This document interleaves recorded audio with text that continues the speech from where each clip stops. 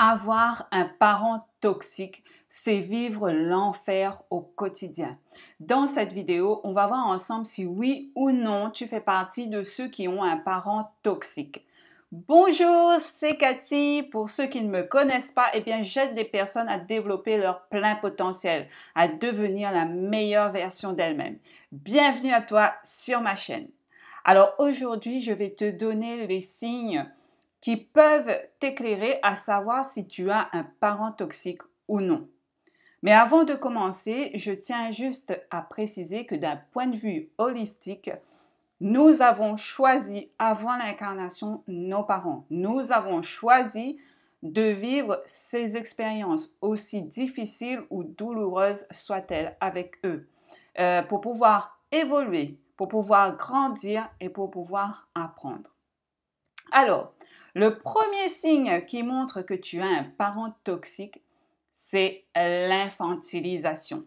Le parent, quoi que tu fasses, même si tu es devenu un adulte, ce parent va t'infantiliser. Il va dire que tu es incapable de faire les choses seul, que tu es incapable de gérer ta vie seul, qu'il te faut toujours sa présence pour prendre des initiatives, pour avancer. Sans lui, tu n'arrives à rien.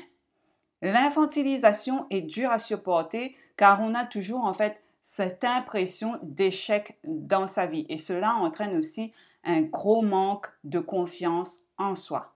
La personne qui subit l'infantilisation n'osera jamais entreprendre des choses. Elle aura toujours peur de mal faire et cherchera toujours en fait une approbation de ce parent ou d'une personne.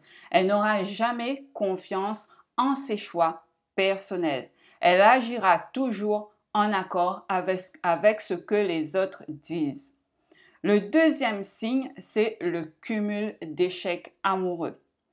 Ce que j'ai pu constater chez les personnes que j'accompagne, c'est que le parent toxique ne laisse pas la personne vivre sa vie de couple comme elle l'entend. Il vient s'immiscer dans le couple, il impose sa présence et le couple n'a presque plus de moments intimes, ce qui nuit fortement à la relation. Bien souvent, une personne qui a un parent toxique connaît des échecs amoureux et se retrouve toujours célibataire. S'il y a relation, elle ne dure pas sur le long terme. Le parent toxique va toujours donner son avis qui est bien souvent négatif sur le ou la partenaire, ce qui n'est vraiment pas encourageant et peut-être déstabilisant, surtout quand c'est dit ouvertement devant le partenaire, par exemple lors d'un dîner de famille imposé justement par ce parent-là.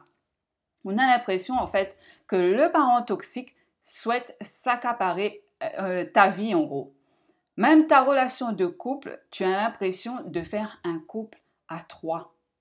Si le parent toxique ne juge pas ton partenaire, tu vas le voir devenir le copain ou la copine collante de ton partenaire et tu te retrouves mis de côté. Imaginons qu'il y a une décision à prendre sur une sortie ou autre, le parent toxique va préférer demander l'avis de ton partenaire plutôt qu'à toi. C'est comme si ton avis n'avait pas d'importance, tu deviens un peu invisible. Dans ce cas de figure, c'est aussi très souffrant puisqu'on n'a pas en fait cette complicité avec son partenaire. C'est le parent qu'il a et généralement le parent toxique, il est justement de sexe opposé, ce qui crée une forme de jalousie et lorsque l'on se retrouve seul avec son partenaire, on va créer une forme de dispute avec lui parce qu'on va l'accuser en fait d'être trop gentil avec notre parent ou autre chose. Bref, pour quelque chose, lui, qu'il pensait bien faire. Le troisième signe qui peut alerter, c'est la culpabilité de devoir faire les choses pour ce parent. Bien souvent, le parent toxique fait en sorte d'avoir de l'emprise sur toi. Il aime jouer la comédie. Il sait très bien tes faiblesses, ton manque d'affirmation de soi. Il sait que tu n'oseras jamais lui dire non. Et du coup, il joue sur cette faiblesse de te manipuler. Tu dois faire en fait les choses pour lui. Être un peu comme le parent du parent toxique.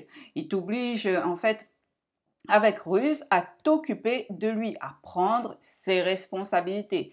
Si tu ne le fais pas, eh bien, il va te faire culpabiliser à mort, en boudant, en te reprochant des choses, en t'accablant, en te disant oui, mais moi, après tout ce que j'ai fait pour toi, aujourd'hui, tu n'es même pas capable de faire pour moi, tu m'abandonnes. Bref, il te fait une crise qui peut durer longtemps jusqu'à ce que tu cèdes pour avoir enfin la paix.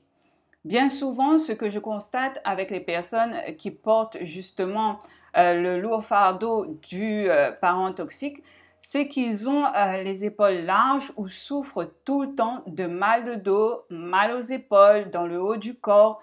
C'est un petit signe en plus que je te donne si ça peut t'aider.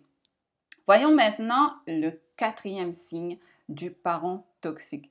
C'est que tu es en fait toujours critiqué, rabaissé, jugé sur ton physique, sur ta manière de t'habiller, sur ta manière d'élever tes enfants si tu en as, sur ta façon de mener ta vie. Avec le parent toxique, tu as toujours, mais alors toujours, l'impression de mal faire les choses, d'être une personne mal née entre guillemets dans la famille, le petit extraterrestre de la famille qui ne fait jamais les choses comme il faut.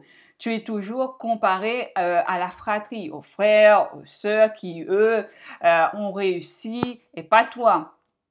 Du coup, la plupart du temps, eh bien, ce que tu fais, c'est que tu te dévalorises puisque on t'a toujours dit que tu es nul, donc tu crois dur comme fer que tu l'es. Tu as l'impression de tourner en rond dans ta vie ou pire, faire du surplace. Tu n'as plus de vie à toi. Tout est calqué sur ce parent toxique.